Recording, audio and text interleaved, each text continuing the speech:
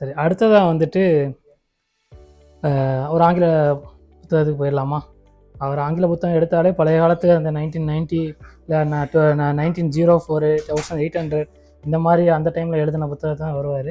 1984 by George Orwell. இந்த புத்தகத்தை பற்றி சொல்கிறதுக்காக அபு ஃபைசல் வர்ற மேடை கலைக்கிறோம். அனைவருக்கும் இனிய மாலை வணக்கம். அஸ்ஸலாமு அலைக்கும். திரும்ப உங்களை எல்லோரும் சந்திக்கிறதுல ரொம்ப சந்தோஷம். ஆக்சுவலாக கடந்த 2 மாதமாக ஊருக்கு போயிருந்தது, கொஞ்சம் அடிபட்டு இருந்தது அப்படின்ட்டு போயிடுச்சு. அதனால் சந்திக்க முடியல. திரும்ப சந்தித்ததில் மகிழ்ச்சி. இன்றைக்கி எடுத்துக்கிட்ட இந்த புத்தகத்தோட பேர் வந்து 1984. எழுதின எழுத்தாளர் வந்து ஜார்ஜ் ஓர்வெல். இவர் ஒரு பிரிட்டிஷ் எழுத்தாளர். ஆக்சுவலாக புக்கு வெளியான வருஷம் பார்த்தா 1948 எழுத ஆரம்பித்து 49 ரிலீஸ் பண்ணியிருக்காரு புக்கு. கரெக்டு தான், நான் சொன்ன மாதிரி தான். இது வந்து ஒரு டிஸ்டோப்பியன் நாவல். அந்த தீமில் வந்த நாவல் இது. டிஸ்டோப்பியன் நாவல்ன்றது வந்து ஒரு கற்பனையான உலகத்தில் நம்ம இப்போ எதெல்லாம் நம்ம பார்த்துட்டு இருக்கோமோ உண்மைன்றதெல்லாம் அது வந்து அப்படியே ஆப்போசிட்டாக நடக்கிறதா டிஸ்டோப்பியன் நாவல். அதாவது மக்கள் எல்லாருமே வந்து ஒரு ரெஸ்ட்லெஸ்ஸாக இருப்பாங்க, ஒரு நிம்மதி இல்லாமல் இருப்பாங்க, ஒரு எரிச்சலோடு இருப்பாங்க, நம்பிக்கை இல்லாமல், அந்த மாதிரி வெறுப்பு, ஒருத்தன் வெறுத்துட்டு இருப்பாங்க ஒரு கற்பனையான உலகத்தில். இது வந்து டிஸ்டோப்பியன் நாவல். இது வந்து இவர் இதில் ஏன் வந்து 1948, அதாவது 1948 எழுதியிருக்காரு, 1984 ஏன் நேம் வைக்கிறாருன்னா, அப்போ எழுதின அந்த நாவலை கடைசி 2 டிஜிட்டை மாற்றி போட்டால் 1984 இந்த மாதிரி ஒரு சுச்சுவேஷனில் இது கண்டினியூ ஆகும்போது 84 ஃபியூச்சர் எப்படி இருக்கும், இது இப்படியே போனால் ஃபியூச்சர் எப்படி இருக்குன்றதுக்கான ஒரு ரிசம்பிளன்ஸாக அவர் வந்து அந்த 1984 எழுதியிருக்காரு. ஒரு பெஸ்ட் செல்லர். இது 30 மில்லியன் காப்பீஸ் மேலே விற்றுருக்கு. இதோட சேல்ஸ் பார்த்தீங்கன்னா 2013 அப்புறம் திரும்பவும், அதாவது 1949 அந்த புத்தகம் 2013 அப்புறம் திரும்பவும் பீக் ஆச்சு. அதுக்கு ஒரு ரீசன் இருக்கு. கதை பார்த்தீங்கன்னா ஒரு ஓஷானியாங்கிற ஒரு நாட்டில் நடக்குது. ஒரு அந்த நாட்டில் வந்து ஒரே ஒரு கட்சி, ஒரே ஒரு ஆட்சி, ஒரு தலைவர், அவர் அந்த ஊரில். அது வந்து எங்கே பார்த்தாலும் அது வந்து முழுக்க அந்த மக்கள் எல்லாருமே கண்காணிக்கப்படுறாங்க. மொத்த மக்களும் எப்போவுமே 24 மணி நேரம் கண்காணிக்கப்படுறாங்க. அதாவது எல்லா இடத்தையும் கேமரா இருக்கும். ஈவன் டாய்லெட்டில் கூட கேமரா, டெலிஸ்கிரீன், அவர் இந்த கேமரா இருக்கா, டெலிஸ்கிரீன் அண்ட் மைக் இருக்கும். முழுக்க அவங்க அண்டர் சர்வேலன்ஸில் இருப்பாங்க. அதாவது ஒரு அரசாங்கம் எந்த அளவுக்கு மக்களை கண்காணிக்கலாம், அதாவது நம்மளோட பர்சனல் பிரைவசியில் எந்த அளவுக்கு அவங்க வந்து இன்வால்வ் ஆகலாம் அப்படிங்கிறதுக்கான வரையறை என்ன அப்படிங்கிறத நம்மளை யோசிக்க வைக்கிற ஒரு நாவல் இது. நம்ம எப்பவுமே ஒரு சர்வேலன்ஸ்ல இருக்கும்போது ஒரு சொந்தமா நம்ம வந்து நமக்கு என்ன தோணுதோ அதை கூட ஒருத்தங்கிட்ட பேச முடியாது. அதாவது அதுவே ஒரு குற்றம். அங்க வந்து சிந்தனை குற்றம், யோசிக்க ஆரம்பிச்சிட்டாங்க. அப்போ இது வந்து தாட் கிரைம். இது வந்து அப்படின்ட்டு அந்த மாதிரியான வார்த்தைகள்லாம் வந்து இந்த புக்குக்கு அப்புறம் ரொம்ப ஃபேமஸான வார்த்தைகள். டபுள் தாட் கிரைம்ஸ் இதெல்லாமே வந்து இந்த புக் வந்து ரிலீஸ் ஆனதுக்கு அப்புறம் நிறைய பேருக்கு வந்து, அதாவது டபுள் தாட்ன்றது வந்து ஒரு சமயம் யோசிச்சு பார்த்தா கரெக்ட் தானே, இவங்க சொல்றது கரெக்ட் தானே இது அப்படின்னு தோணும். ஆமா, இது நம்ம தலைவர் சொல்றதான் கரெக்ட்.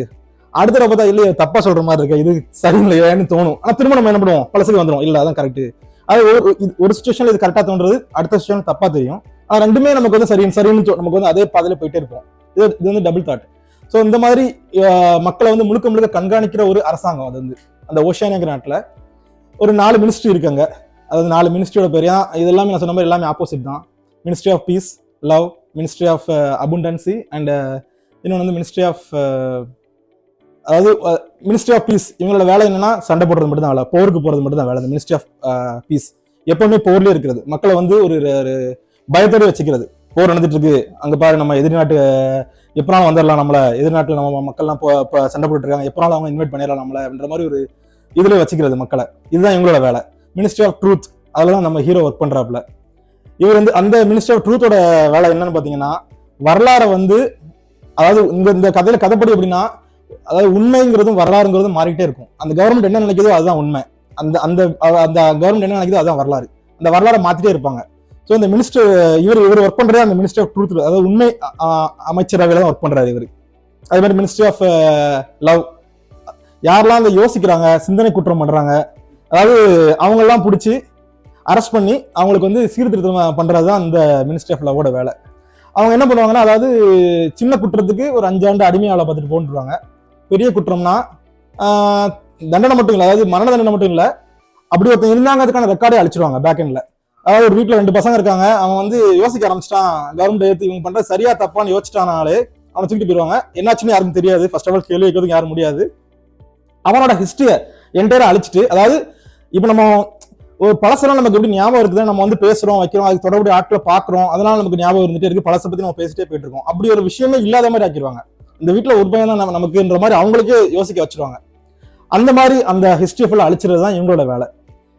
ஸோ இந்த மாதிரி ஒவ்வொரு அரசாங்கத்துக்கும் அதே மாதிரி ஃபேக்கா ஒரு ஒரு தட்டுப்பாடை கிரியேட் பண்ணிட்டே இருப்பாங்க. அது வந்து அதாவது மக்களுக்கு வந்து தேவையான அந்த பொருட்களை ஃபுல்லா சப்ளை பண்ணாம ஒரு தட்டுப்பாட்டுல இருப்பாங்க. அதாவது நீ வந்து உனக்கு எப்பவுமே ஏதாவது வேற ஒரு பிரச்சனையில ஓடிட்டு இருந்தாதான் நீ நம்ம பண்ற சரியா தப்பான்னு யோசிக்காம இருப்ப. அதாவது இவன் என்ன சரியா சொல்றானா இல்லையா அப்படின்னு யோசிக்காம இருப்ப. அதனால அதாவது இந்த மினிஸ்ட்ரி என்னன்னா அவங்க வந்து வருஷம் அவங்களோட ரிப்போர்ட் அந்த தலைவர் வந்து அதாவது பிக் பிரதர் அவர் தான் இதோட ரூலர். அவர் யாருன்னு வந்து அதாவது என்ன சொல்றது அப்படி கேரக்டர் யாருங்கிறது தெரியாது. ஆனா பிக் பிரதர் ஹி இஸ் வாட்சிங் யூ அப்படி அதுதான் எல்லா இடத்துலயும் இருக்கும். வீட்டுல பாத்தீங்கன்னா ஒரு பெரிய ஸ்கிரீன் இருக்கும். அந்த ஸ்கிரீன்ல அவர் வந்து நம்மள வந்து பார்த்துட்டே இருப்பாரு. ஏதாவது ஒரு விஷயம் அதாவது நம்ம வந்து தப்பா பேசிட்டாலும் அதாவது வீட்டிலேயே கணவன் மனைவின்றவங்க வந்து குழந்தைங்க இந்த 3 பேருமே எதனால சேர்ந்திருக்காங்கன்னா கவர்மெண்ட் சொல்லுது அதனால நாங்க வந்து இது வந்து ஒரு குடும்ப அமைப்பா இருக்கோம்.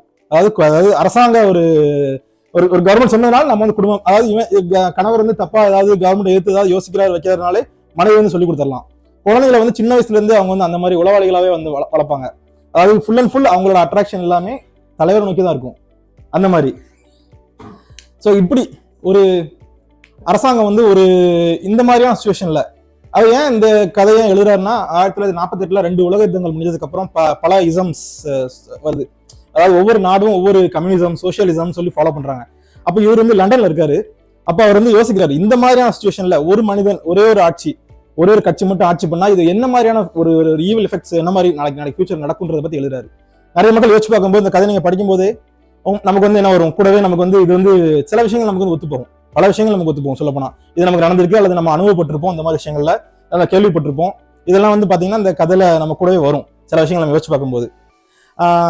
நான் சொன்னேன்ல 2013 ஒரு சம்பவம் இதுக்கப்புறம் பீக் ஆச்சு. 2013 வந்து ஒரு அமெரிக்கா சேர்ந்த ஒரு ஒரு என்எஸ்ஏ ஏஜென்ட் அவர் என்ன பண்றாருன்னா பல ஒரு முக்கியமான குறிப்புகள்லாம் வந்து லீக் பண்றாரு. அவர் வந்து லீக் பண்ணும்போது அவர் என்ன பண்றாரு அவர் வந்து ஒரு நேஷனல் செக்யூரிட்டி ஏஜென்டா இருக்காரு. அவர் லீக் பண்றாரு என்ன குறிப்புகள்னு பாத்தீங்கன்னா கவர்மெண்ட் வந்து 24 மணி நேரமும் மக்களை கண்காணிச்சிருக்கு அப்படின்ற ஒரு முக்கியமான ஒரு குறிப்புகளை ஃபுல்லா வந்து லீக் பண்ணிருக்காரு. கவர்மெண்ட் அதாவது எது மூலமானா கேமரா மைக்கு அவங்களோட இமெயில்ஸ் அவங்களோட கேலரி எல்லாமே கவர்மெண்ட் மானிட்டர் பண்ணிருக்கு அமெரிக்கா அரசாங்கம். இது எது வரைக்கும் எக்ஸ்டெண்ட் ஆயிருக்கு பாத்தீங்கன்னா அதாவது ஜெர்மன் சான்சலர் ஏஞ்சலா மெர்க்கல் அவங்க வரைக்கும் அவங்க வந்து ட்ரேஸ் பண்ணிருக்காங்க. அவங்களோட போன் முதற்கொண்டு இவங்க வந்து டேப் பண்ணி கேட்டிருக்காங்க. இது முக்கியமான விஷயம்லாம் அவர் வந்து லீக் பண்றாரு. அப்போ எல்லாரும் பார்க்கும்போது இது அந்த புக்ல சொன்ன மாதிரி இருக்குன்னு சொல்லி திரும்ப அந்த புக்கோட சேல்ஸ் வந்து பீக் ஆகுது. எல்லாரும் திரும்ப படிச்சு பாக்குறாங்க இந்த புக்கை. ஸோ அந்த மாதிரி இது என்ன சொல்றது இந்த மாதிரி ஒரு நம்ம யோசிச்சு பார்க்கக்கூடிய அதாவது இந்த இதோட கீ தீம் என்ன பாத்தீங்கன்னா அதாவது ஒரு ஃபேக் ப்ரோபகண்டா ஒரு தப்பான ஒரு ஃபேக்கான ஒரு ப்ரோபகண்டா. அப்புறம் ஹிஸ்டரியை மாத்துறது கவர்மெண்ட் நினைச்சு நான் நினைக்கிறது தான் ஹிஸ்டரி. அதாவது கவர்மெண்ட் தான் எல்லாமே சப்ளை பண்ணுது. அது இப்போ அந்த எக்ஸாம்பிளுக்கு அந்த தலைவர் வந்து இப்போ சொல்றாரு இந்த வருஷம் நம்ம வந்து எப்பவுமே மக்களுக்கு வந்து அதாவது என்ன சொல்றது 6 மாசத்துக்கு அதாவது ஷேவிங் பண்ற ரேசர் கூட இருக்காது அவங்களுக்கு. அதாவது ரேஷன் சப்ளைல அது வராது. சாப்பாடு கூட ஃபுல் அளவு கொடுக்க மாட்டாங்க. கம்மியான அளவு தான் கவர்மெண்ட் கொடுக்கும். எல்லாமே கவர்மெண்ட் சப்ளை பண்ணும் அங்க. அப்போ அவங்களுக்கு ஷேவிங் பண்ற ரேசர் கூட இருக்காது. ஆனா தலைவர் வந்து கிரீன் ஸ்கிரீன் சொல்லுவாரு இன்னைக்கு நான் வந்து இந்த வருஷம் நம்ம வந்து உற்பத்தி வந்து 20% இன்க்ரீஸ் ஆயிருக்குன்னு சொன்னாலும் எல்லாரும் மக்கள் எல்லாரும் எஸ் நமக்கு அப்படின்ட்டு ஏன்னா அவங்களுக்கு ரேசர் இருக்காது. அதாவது சாப்பிட்ற சாப்பாடு கூட ஃபுல்ஃபில் இருக்காது. ஆனா அவங்க வந்து அப்படி பண்ணி ஆகணும். அப்படி ஏன்னா அவங்க வந்து அந்த மாதிரியே அதாவது அங்க வந்து ஒரு ஹேட் ஸ்பீச் ஒன்று நடக்கும் டெய்லி 2 நிமிஷம். எதிர்நாட்டு வீரர்களை வந்து அதாவது எதிர்நாட்டு அந்த கோல்ஸ்டீன்ற ஒரு அதாவது இவங்க சிந்தனையில இருந்து இது வந்து தப்பு நீங்க யோசிக்கிறதுன்னு சொல்லி மாறி போன ஒரு ஆளோட போட்டோ டெய்லி 2 நிமிஷத்துக்கு அது ஹேட் ஸ்பீச் ஹேட் டைம் அவங்கள காட்டிட்டே இருப்பாங்க.